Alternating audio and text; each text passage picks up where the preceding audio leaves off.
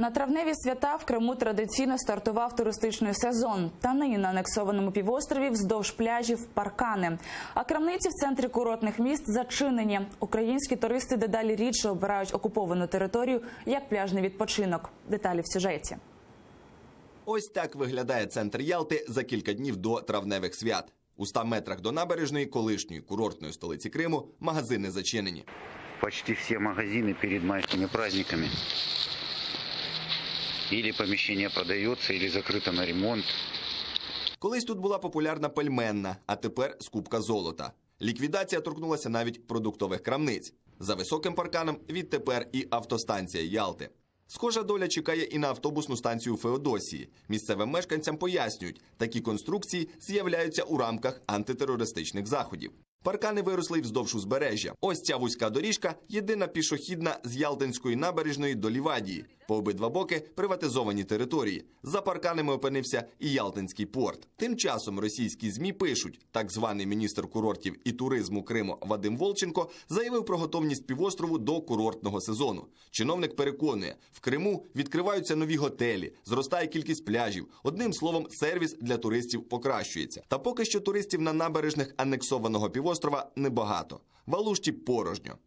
Алушта виглядить по-літньому, але без туристів. А в Євпаторії старт курортного сезону взагалі перенесли на місяць. Новою датою стане 1 червня – День захисту дітей.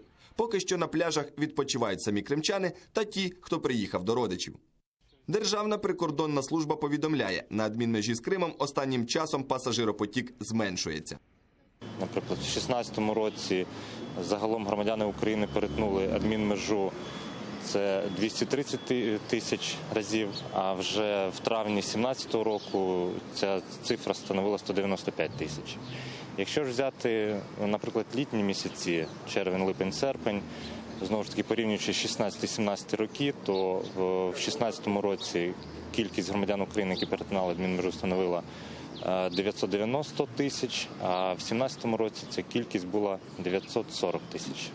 Туристи, які обрали Крим до анексії, нині підтримують внутрішні напрямки, повідомили у Мінекономіки на запит АТР. Серед лідерів у літній період – Одеська, Херсонська, Запорізька, Львівська, Івано-Франківська та Миколаївська області.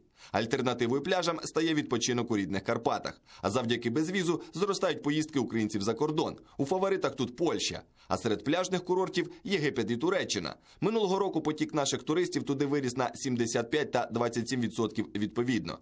А ось попит на відпочинок в Криму нині відсутній. Представниця однієї з турфірм Катерина каже, тури на півострів не продають. Але минулого року відвідати Крим зголосилося 5 осіб. А якщо сравнивать поездку в Крым, в Ялту, отель где-нибудь недалеко от центра, это порядка $300 на человека на 7 ночей только на завтраках.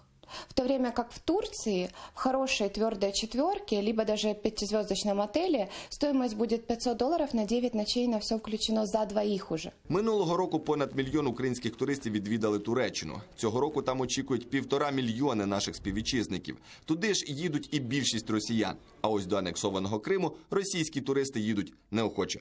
Василь Полотай, Олена Стецюк, Нікіта Проскурін, Сергій Карапищенко, Заман АТР.